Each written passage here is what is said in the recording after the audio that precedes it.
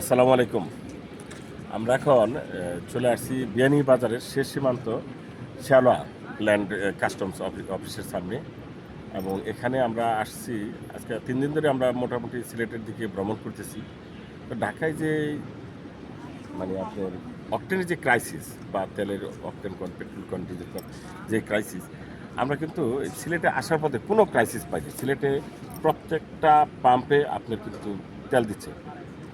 প্রতিটা পাম্পে আমরা কিন্তু তেল পাচ্ছি। কিন্তু কেন জানি এই ঢাকা শহরে আমরা তেলের জন্য খুব হাহাকার করতেছি। আমিও নিজেও তেল পাইনি ঠিক মতন। তো এখনও দেখেন আমরা এই যে এই পর্যন্ত চালায় আসছি। আমরা কিন্তু ফুল ট্যাঙ্কি করে নিয়ে আসছি দেখেন। হ্যাঁ, ফুল ট্যাঙ্কি করে আমরা নিয়ে আসছি। আমাদের কোনো প্রবলেম হচ্ছে না সিলেটে। সিলেটে প্রচুর তেল পাওয়া যাচ্ছে।